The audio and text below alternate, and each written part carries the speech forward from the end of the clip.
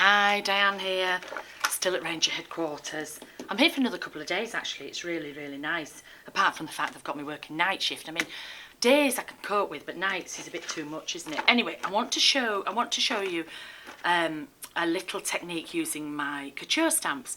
These are my new Couture stamps, and you can see the size of them, and you can also see that they're clear. This is Night at the Opera, this is Walk in the Park, and this is Man About Town, and I also have them in small as well. I've never really been sold on the idea of clear stamps, so I designed these, but to do them in rubber was going to be far too expensive because of the size of them. So I said, oh well, we won't do it, but they came up with, they said, try these, and I was like, no, they're clear, I'm not sure of them. My experience with clear has always been when you peel them off here, they go, and I'm just a bit wary of that because I'm a bit rough, as you know. So these, look, are made from silicone. Look at that. They're fabulous. It's what's if you've had a boob job. That's what's in there. Not this stamp, but the same material. I'd rather spend my money on these, personally. Can you imagine if I had just those? But anyway, so that's what it is. So it's really good. It's going to last a lot longer. When you peel it off, her legs aren't suddenly going to grow a foot.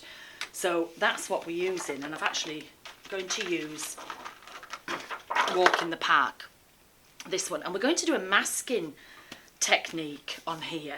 So I've already done the background. I've already sprayed my inks all over the background, and I've added some ghosting on there. I've stamped one of the images down. Now you can see I've put that on my journal block. My journal block, these stamps were great, so we realised we didn't have anything to put them on, so we suddenly thought, oh, we have to have a block. So what we've done is we've designed it, and it's actually got inches. It's a ruler along here, so it's got inches, and we've put a wavy edge, and I'm going to do another video on that if I ever get time. So I'll do another video on that, but it's really good for you putting your blocks. So I've already stamped one of the images down on here, and I pre-stamped, this is Tim's mask sheets. Okay, I've cut the bottom off, they're normally a bit longer than this, and he uses them for putting in the die cutting machines. I think it's the, I get confused, the Eclipse, where it's stamp to cut. It does all this stamp to cut and things like that. But I use them for masking, because I used to mask with paper and then you ruin it, you lose the piece of paper. So you stamp it on here. Now, it is best to use a StazOn. I'm not keen on StazOn, but it is best to use a StazOn pad, stamping it on here. The archival never truly dries, so it can smudge a little bit. So you stamp it on the side that says mask this side up. And the reason for that is it's only sticky on one side, and we've done that wrong a few times. So you can see here where I've already cut it out. You also get these two release sheets in the pack. So when you've used the mask, and you won't be able to see this, but when you've used the mask, you get a sheet to stick it back out on. So you cut out the image. Now you can see I haven't bothered cutting the legs out here, because when you've just got something like this, it doesn't matter, because you're going to be stamping over the top with black. So I cut the image, and then you just peel it apart, and the sticky is on the back of the image. Don't discard this piece that you've peeled off, because it's going to come in useful. So I'm just going to put that to one side. So I'm going to place, when you're cutting it out as well, make sure you're cutting on the black lines. If you cut too far this way, you'll end up with a halo round it. And if you cut too far inside, the pattern will go in. So the lines on these stamps are quite thick. So just line her up. You can always tack it off as well if you're a bit worried on your arm. So I'm just putting the mask. You probably won't be able to see, but I've placed the mask on the top portion of the dress. And then I'm going to ink up the stamp again. Remember, when you're inking a stamp, this is what I should hear. Fairy footsteps. This is what I hear. Fairy elephants. So just lightly ink up. And then what we're going to do is I'm going to stamp this over the top. So I'm just going to place it on. I'm going to press down. I'm going to stamp over the top of the mask, so that when I peel this mask back off, can you see? She looks as though she's underneath. She looks as though she's behind. Whichever one you want to see on the top is the one you stamp first. So now I'm going to stamp another one. I'm going to have 3 little maids in a row. So this is where, oh, excuse me. This is where the spare sheet came in. Now this spare sheet, oh, are the page in me? Oh no, oh, it's all right. Do you know, they're at me all the time. So this spare sheet I'm going to lay on here. Now it isn't sticky, but it's the exact shape. And then on top of the second one, I'm going to put the mask. Now by doing that, it's holding this piece down. I know it's very hard for you to see because it's see-through, but can you see? So it's just holding, or it was, just holding that piece down. And then I'm going to re-ink and I'm going to stamp again.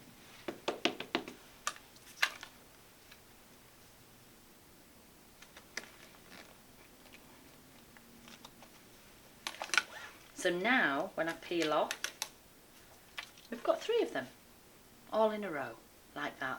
And you can stamp, you can mask anything. Little tip, just take a little bit of kitchen roll, because remember I told you that archival never dries on the mask. So where we've stamped here, you just want to give it a little clean up so it doesn't come off everywhere. And when you've finished, I place the 2 together on top of each other. And I just attach them to the protective sheet so they're just flapping, so I always know where they are, and you can reuse them over and over again. But before I do that, I'm just going to stamp over the background. I'm not going to colour these in, but I'm just going to, you know, I'll colour them in at a later time, but I just want to stamp over the background. Going back to using one of my first sets of stamps, the background stamps.